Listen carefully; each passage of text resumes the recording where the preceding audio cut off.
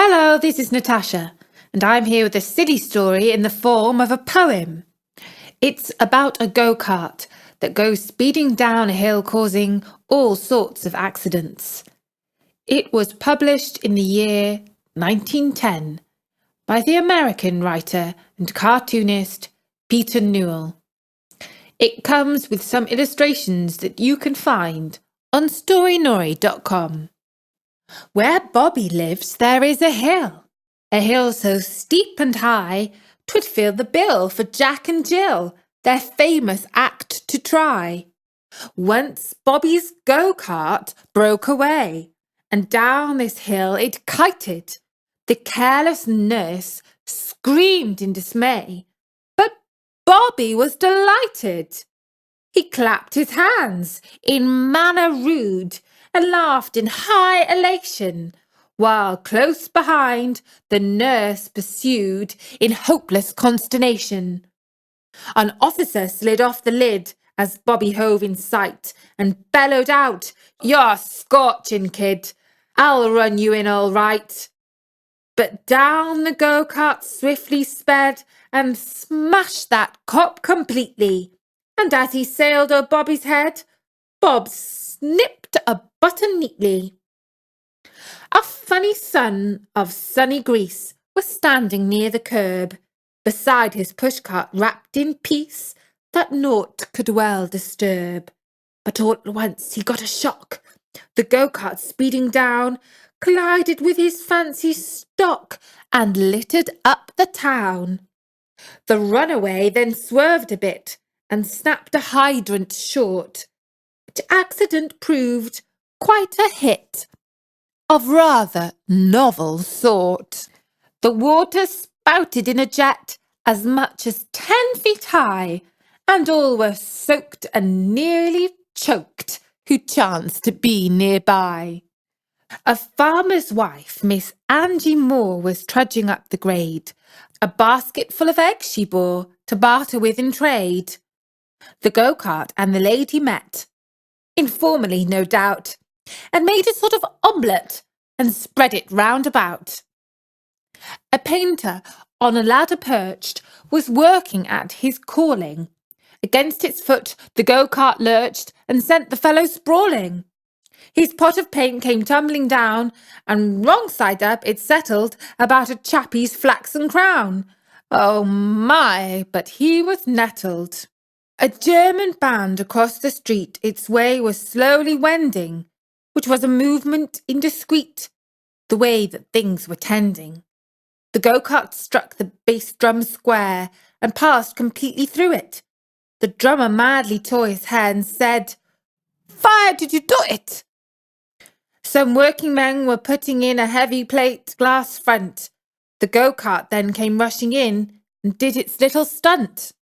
It smashed to bits a crystal plane 2 sweating men were bearing, and sped on down the slanting plane and left them mad and swearing. An automobile, big and brown, was chugging up the hill, and met the go-kart plunging down with speed that boded ill.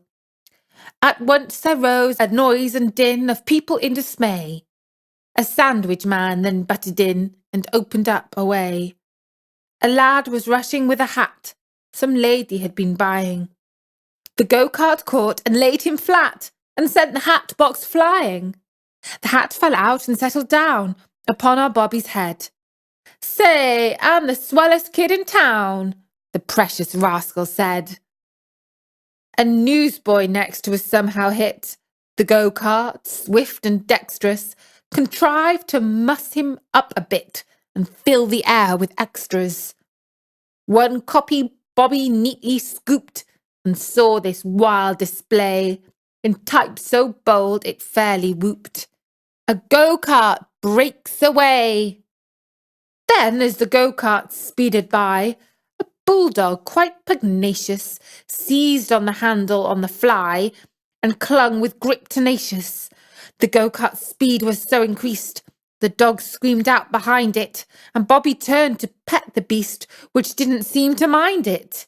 Perambulating down the street was Miss Lucille O'Grady. The go-kart knocked her off her feet and took on board the lady. "You're fair! You're fair!" said Bobby with a shout, one chubby hand extending. But Miss O'Grady tumbled out, with shrieks the heavens rending. A herder, up the weary grade, a yearling calf was leading. The creature was a stubborn jade, and lunged about unheeding. The go-cart caught the rope midway between the calf and herder, and both fell in behind the shay with cries of "Bah!" and "Murder!" Two chappies at a tennis meet were battling fast and hard. The go-kart skidded off the street and shot across the yard. The game was 40 all, but then it didn't end that day. The go-kart dashed into the net and carried it away. On came the go-kart down the grade. The town was now behind it, and ran into an orchard shade, where Providence resigned it. But then it only grazed a tree and set it all a shiver. The ripened fruit fell merrily, and likewise Sammy Sliver. Then through a watermelon patch this awful cart descended, and split the melons by the batch. The farmer was offended, and tried to stop its wild career, which was a silly notion.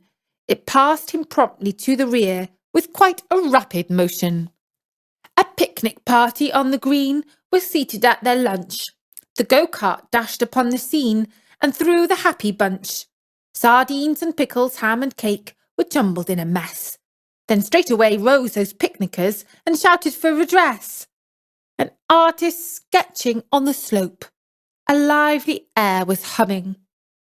And so absorbed was he failed to note the go-kart coming. A crash! The succumbent air was filled with miscellany, and damaged quite beyond repair was Crement's white Mulvaney. A damsel milked a brindled cow out in a pasture green. The birdies sang from bush and bough, all nature was serene. When suddenly a thunderbolt dispelled the sweet illusion. The go-kart gave the twain a jolt, and all was wild confusion. Upon a rustic bridge a chap cast out a bait inviting, and presently he took a nap, and dreamed the fish were biting. Then came the go-kart like a gale, and rudely him awakened.